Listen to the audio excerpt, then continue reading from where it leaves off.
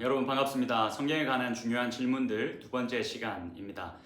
저희가 저번 시간에는 우리가 성경을 읽어가는 데 있어서 성경을 통해서 하나님과 대화하고 그런 하나님의 뜻과 마음을 알아가기 위해서 질문이 필요하다.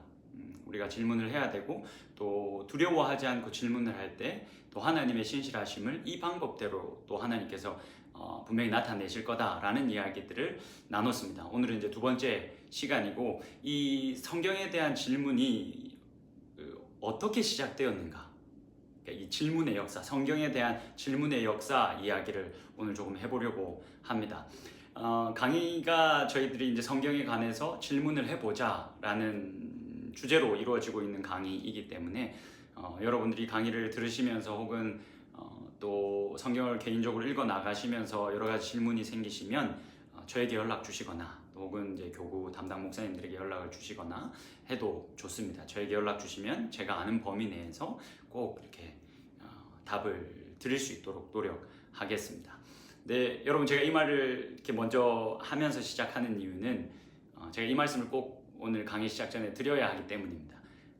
제가 이제 청년들을 담당하고 있는데 청년들이 종종 말씀을 가지고 말씀을 읽다가 말씀을 이렇게 묵상하다가 질문을 해옵니다. 그러면 제가 최대한 제가 아는 범위 내에서 답을 주기 위해서 노력합니다.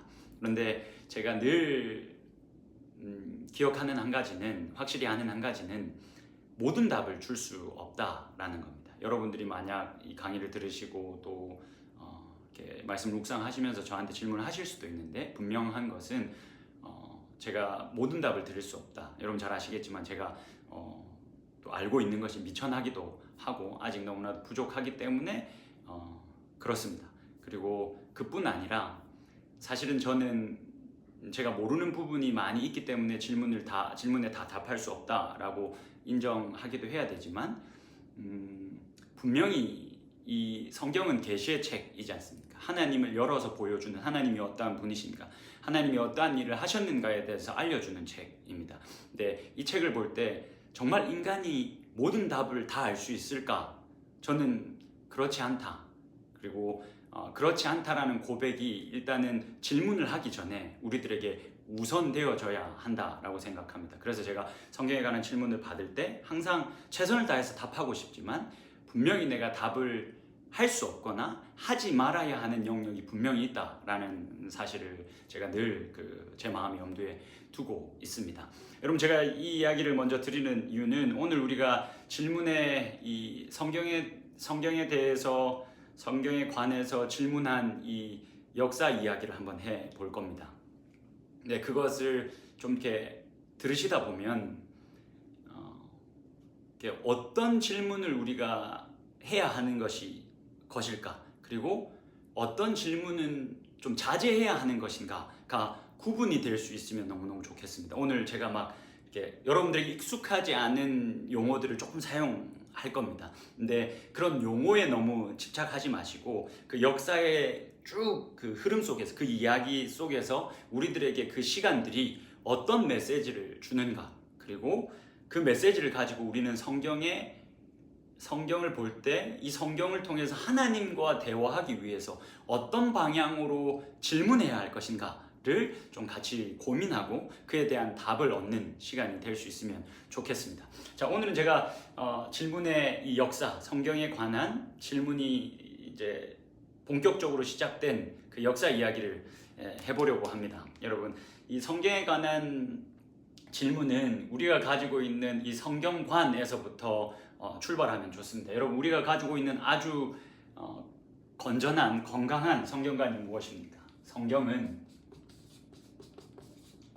하나님의 말씀이다. 우리가 이것을 확실히 하고 있죠. 그뿐만이 아니라 하나님의 말씀일 뿐만이 아니라 1.1획의 오류가 없다라고도 우리가 성경을 이렇게 고백합니다. 그리고 어떤 신앙과 행위의 유일무오한 법칙이다. 이게 저희들이 하고 있는 개혁주의 신학 아래서 가지고 있는 아주 건강한 성경관입니다. 근데 이 성경에 관한 질문이 일단 이 성경관에서 보면 여러분 이 세 가지 중에 어디에 질문이 집중되었을까요? 여러분 한번 맞춰보시겠습니까? 성경에 대해서 질문할 때 본격적으로 성경에 대해서 질문하기 시작했을 때 이 세 개 중에 한 곳에 질문이 집중됐었다라고 여러분들이 쉽게 생각하시면 됩니다. 여러분 어디에 집중이 됐을까요?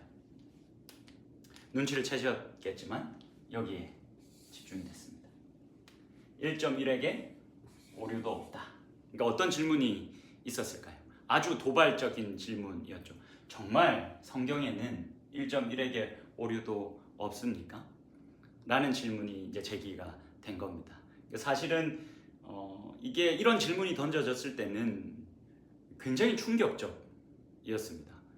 우리가 이런 질문이 던져지기 전까지는 우리가 신본주의 사회에 살아가고 있었습니다. 제가 쭉 이제 좀 도표 같은 걸 좀 보여드릴 텐데, 신본주의 사회에 살아가고 있었고 그 모든 권위를 신이 가지고 있었기 때문에 하나님의 영감으로 쓰여진 성경에는 1.1에게 오류가 없다라는 것이 조금 너무 자연스럽게 받아들여졌습니다. 그런데 신본주의 세상이 끝나는 그 시점에 이제 제가 말씀드리겠지만 계몽주의 사상이 이렇게 시작이 되고 인간의 이성이 아주 높은 자리에 오르기 시작하면서 성경에 대해서 질문이 던져졌는데 그 질문의 핵심이 여기 있었습니다. 성경에는 1.1에게 오류도 없습니까? 여러분 왜 이런 질문이 던져졌겠습니까? 여러분들이 성경에 관해서 또 사실 우리도 성경을 읽다 보면 여러 가지 질문이 생기지 않습니까? 이게 진짜 이렇다고?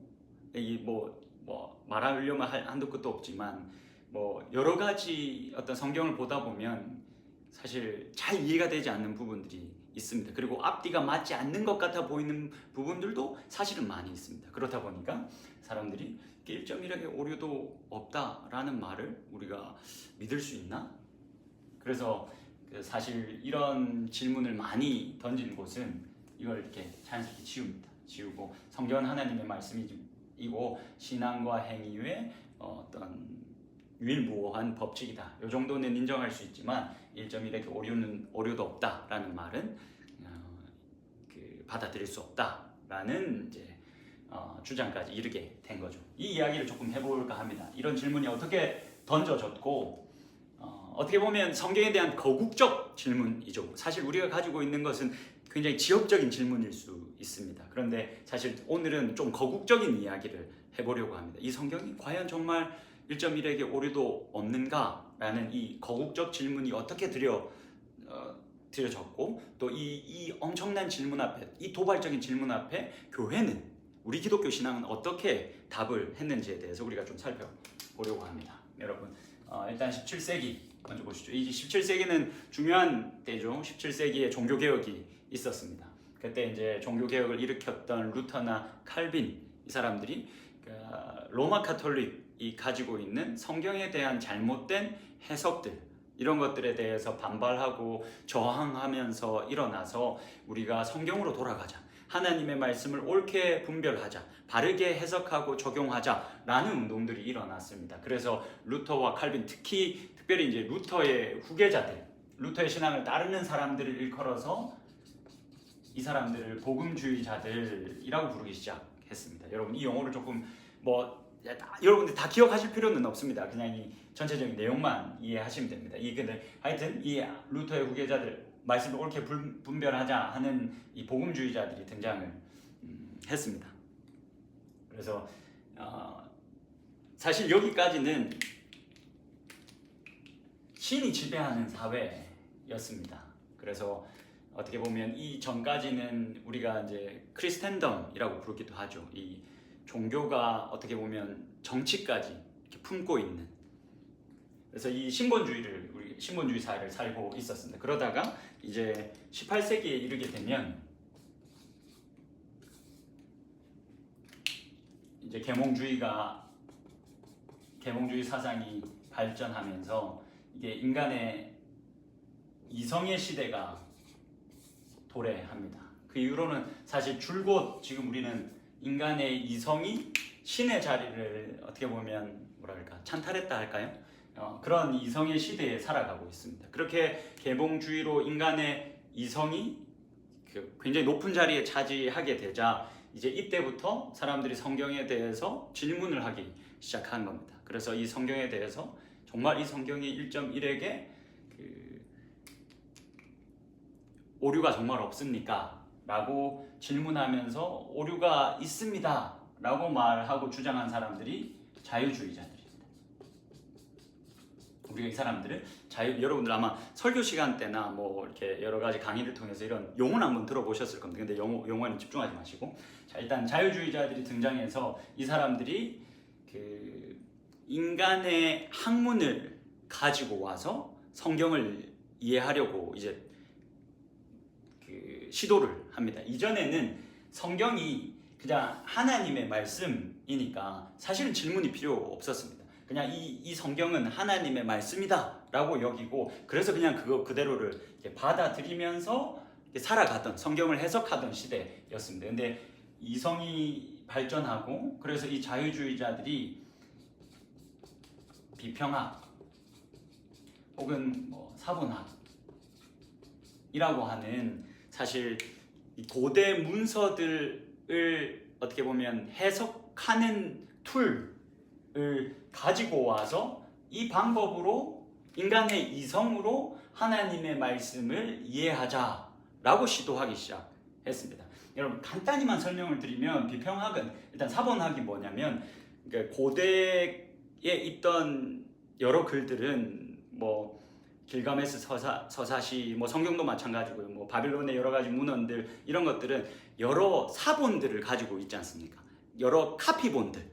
그냥 그 책이 이렇게 있으면, 그 당시에는 인쇄술이 발달되지 않았으니까 그 책을 옮겨서 많이 썼거든요. 그래서 여러 가지 고대 근동의 이 책들은 사본들을, 카피본들을 가지고 있습니다. 그래서 이 사본학은 그 카피본들을 다 대조해서 최종 형태의 글이 무엇이 원래 원전에 가까운가를 찾아가는 학문입니다. 카피본들을 이렇게 세워놓고 이 원래의 글, 원래의 책 원전의 그 모습을 찾아가는 학문이 사본학이고, 비평학은 사실 이 사본학이 지금 글의 최종 형태가 어땠는지를 살펴보는 학문이라면, 비평학은 이 최종 형태에 이르기까지 그 이전에 어떤 역사를 거쳐왔고 이게 어떻게 편집되었고 이런 것들을, 그러니까 최종 형태의 이면에, 이 최종 형태에 이르기까지 어떤 일들이 있었는가를 살펴보는 것이 비평학이라고 할 수가 있습니다. 그래서 이 비평학과 사본학을 가지고 이제 성경을 읽어보겠다라고 한 거죠. 근데 여러분 보시면 우리가 잘 알고 있는 것처럼 신명기 마지막 장에 가보면 구약과 신약의 대표적인 부분들만 좀 말씀드리겠습니다. 우리는 모세 오경을, 뭐 창세기, 출애굽기, 레위기, 민수기, 신명기를 하나님께서 모세로 하여금 하나님이 모세를 영감하셔서 쓰게 하셨다라고 믿고 있지 않습니까? 그런데 신명기의 마지막 장에 가보면 여러분들 다 익숙하시겠지만 모세의 죽음 이후에 일들이 기록되어져 있습니다. 그러니까 이건 모세가 쓴 게 아니죠. 그러니까 비평학적인 관점에서 보면 이거는 원래 글이 이렇게 쓰여지다가 시간이 지나오면서 그 글이 더해져서 최종 형태가 완성이 된 거죠. 그게 이제 비평학적으로 그 내용을 이렇게 발견해낼 수 있는 겁니다. 그리고 마가복음을 보시면 마가복음 마지막 부분에도, 마가복음은 16장 8절까지가 거의 이거는 저희 진영에 있는 학자들도 다 동의합니다. 다 이 16장 8절에서 사실 끝나고 그 이후에 9절부터 마지막 절까지는 이제 사실 원래의 그 마가복음에는 없었던 것이 확실합니다. 그래서 이제 사본학을 보면 알 수가 있는데, 사실 이 신약 성경이 쓰여지고 2세기에 여러 사본들을 우리가 가지고 있고, 3세기, 그러니까 100년 그 기록이 되고 100년도 채 안 돼서 그 카피본들이 2세기 때 여러 카피본들을 가지고 있고, 3세기에 여러 가지 카피본들을 가지고 있고, 4세기에도 여러 가지 카피들을 가지고 있습니다. 그 중에 이제 뭐 바티칸 사본이라든지 시나이 사본이라든지 이런 카피본들은 아주 권위 있는 것으로 여겨집니다. 근데 이런 권위 있게 여겨지는 사본들의 그 내용이 마가복음 마지막에 내용이 없습니다. 그리고 요한복음 7장에 있는 가늠하다 잡혀온 그 여인의 이야기도 없습니다. 그러니까 이런 사본학적으로 보면 무엇을 알 수가 있습니까? 성경의 이야기가 더해졌다. 그러니까 시간이 지내오면서 원래 이렇게 저자가 이렇게 썼는데 거기에 시간이 지나면서 어떤 공동체의 필요에 의해서 이게 더해졌다라는 사실을 우리가 비평학이나 사본학을 이용해서 볼 수가 있는 겁니다. 그래서 자유주의자들이 이 비평학과 사본학을 이 툴을 가지고 와서 뭐라고 주장했냐면, 이렇게 보면 성경은 분명히 편집되었다. 그러니 이렇게 성경이 편집되었기 때문에 하나님이 한 번에 막 어떤 사람을 영감해서 쭉 그냥 쓰게 한 게 아니고 이게 후대에 이렇게 편집되어진 거기 때문에, 이게 무슨 말이냐, 야훼 신앙을 가지고 있거나 예수 그리스도를 따르는 그 그리스도인들이 자기의 신앙을 변호하기 위해서 사실은 더해서 쓴 것이다. 그러니 성경은 허구다. 이거는 성경은 믿을 만한 경전이 될 수 없다. 성경은 허구다라고 주장을 한 겁니다. 그러니까 철저히 인간 중심으로 성경을 읽었던 겁니다. 계몽주의 사상의 영향인 거죠. 네, 이런 자유주의자들의 주장, 그래서 이 비평학과 사본학을 통해서 이제 뭐가 나오냐면 성경의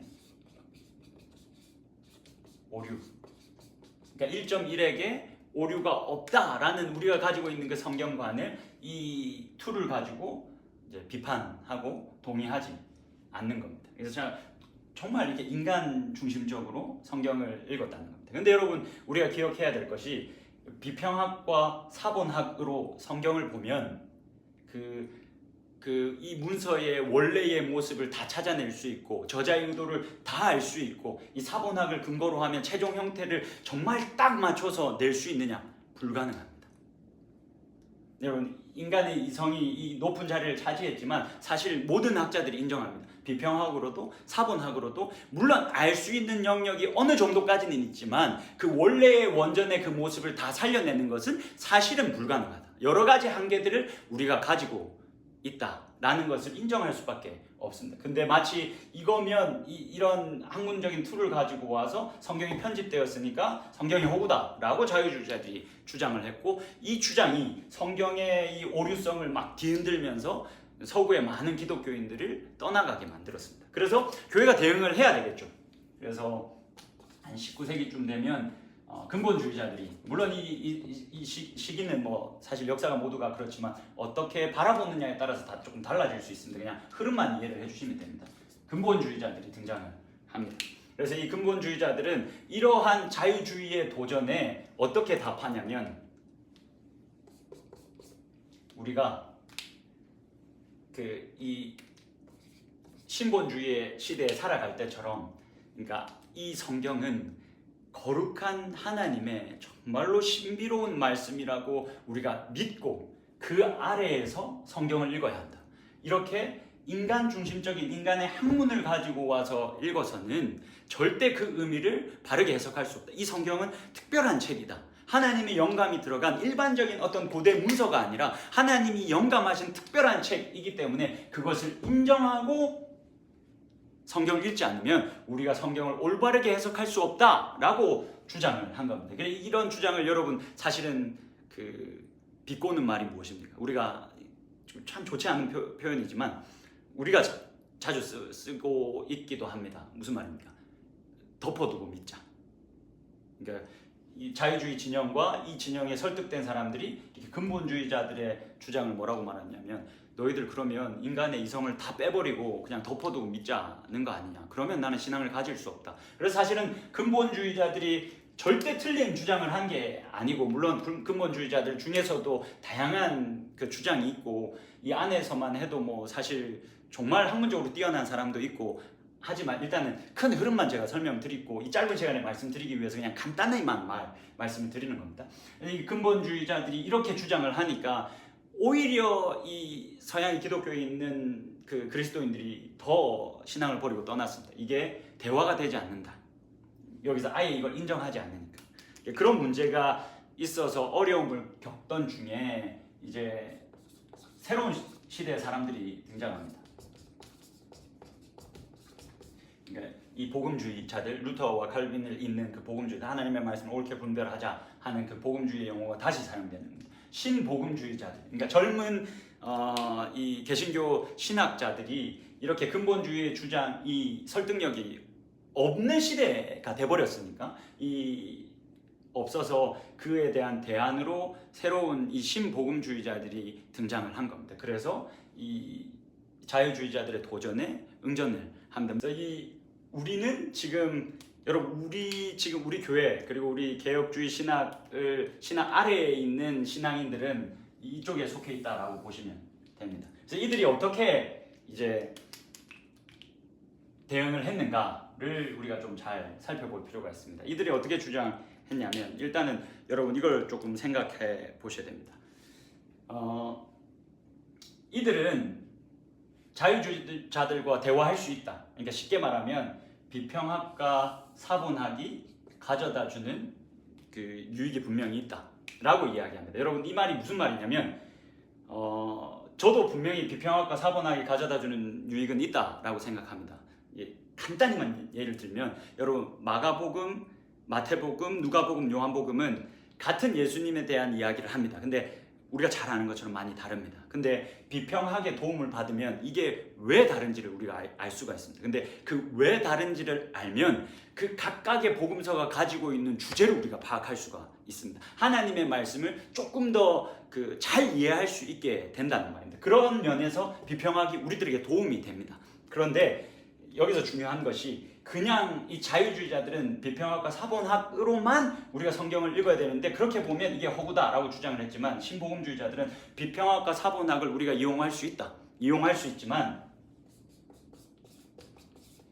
성경은 근본주의자들의 주장처럼 특별한 책이다. 하나님께서 영감하셨다. 그러니 우리가 신앙을 가지고 접근하지 않으면 기본적으로 알 수는 없다. 이게 성경이라는 것이 여러분 우리가 아주 오랜 시간 동안 40여 명이 넘는 저자가 썼지 않습니까? 그렇기 때문에 이것은 하나님께서 성경이 형성되어져 온 아주 긴 과정을 보면 여러분 엄청나게 긴 과정이었고 너무나도 많은 저자들이 참여했고 그 저자들이 다 제각기 한계를 가지고 있었지만 이게 통일성을 이루고 있다라는 것을 우리가 부인할 수 없다는 거죠. 그렇기 때문에 하나님께서 이 모든 과정 가운데 개입하시고 간섭하신 아주 특별한 책이다. 그렇기 때문에 우리가 신앙으로 접근해서 이것을 이해할 수 있어야 한다. 그러나 그와 동시에 신앙 아래 이성을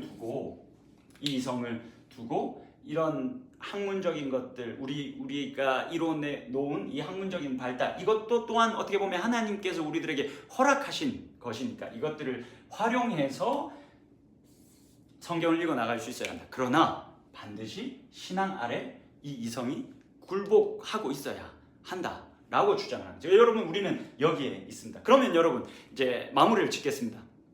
이렇게 쭉 질문의 역사에 대해서 이야기를 나눴습니다. 근데 여러분 이 역사를 알면 제가 처음에 말씀을 드렸던 것처럼 어떤 것을 질문해야 하고 또 어떤 것을 질문해야 하지 않는가에 대해서 저는 나올 수 있다라고 생각합니다. 여러분 이 말이 무슨 말이냐면 우리는 신앙 아래 이성을 두고 성경을 해석해야 된다라고 믿는 사람들입니다. 그러면 여러분 우리는 어떤 식으로 성경을 봐야 하냐면 사실은 최종 형태 성경 지금 우리가 가지고 있는 이 최종 형태 이걸 여러분 우리는 계시 하나님께서 자신을 이만큼 이 성경 속에서만 담아서 우리들에게 보여주셨습니다. 근데 많은 사람들이 이성을 가지고 이 최종 형태 우리가 가지고 있는 성경을 넘어서는 이야기들을 계속 질문하려고 합니다. 사실 지옥은 왜 만드셨습니까? 이런 것들이 있지 않습니까? 사실 이런 것은 성경에 많이 기록되어져 있지 않기 때문에 계속 그런 식으로 질문을 하면 그리고 그런 식으로 질문하고 그거에 대해서 답을 하려고 하면 결국 이게 답을 찾을 수 없는 방향으로만 계속 갑니다. 그리고 이 자유주의자들처럼 결국은 답을 얻을 수 없어. 이건 허구야. 라는 쪽으로 가게 됩니다. 그러나 우리가 신앙 아래에서 이성을 두고 이 성경의 특별한 권위를 인정하면서 여기에 다가간다면 우리는 이 최종 형태에 걸려 있어야 합니다. 성경에서 말하는 범위 안에서 이것을 우리가 이해하기 위해서 질문을 던져야 하고 이 최종 형태를 벗어나는 데에 있어서는 질문이 들어와도 제가 답할 수 없습니다. 제가 알 수 없는 영역입니다. 제가 하나님을 다 설명할 수 없고 다 이 손바닥 안에 놓고 볼 수 없습니다 라고 말하면서 우리가 그런 어떤 뭐랄까요, 바운더리를 확실히 정해 놓아야 합니다. 저는 이게 겸손이라고 생각합니다. 많은 사람들이 결국 그러면 내가 묻는 질문에 답하지 않겠다는 것 아니냐라고 말할 수 있지만, 이것을 사실은 답을 하려고 하는 순간 우리가 하나님의 자리에 오르려고 하는 것과 같다라고 생각합니다. 그래서 여러분, 우리의 질문은 우리가 가지고 있는 성경의 최종 형태에 묶여 있어야 됩니다. 그리고 이 말씀을 통해서 도대체 하나님께서 무슨 말씀을 하려고 하셨나, 나에게 도대체 무슨 말씀을 하려고 하셨는가를 우리가 고민하고, 그렇게 신앙 아래에서 이성을 두고 이런 여러 가지 질문들을 던지면서 찾아가면 하나님께서 분명히 우리들에게 말씀하실 거다라고 저는 믿습니다. 오늘은 여기까지 하고요. 다음 주에는 저희가 그 성경의 1.1핵도 오류가 없다라는 이 부분을 우리가 어떻게 이해해야 하는지에 대해서 같이 살펴보도록 하겠습니다. 오늘은 여기까지 하겠습니다. 수고하셨습니다.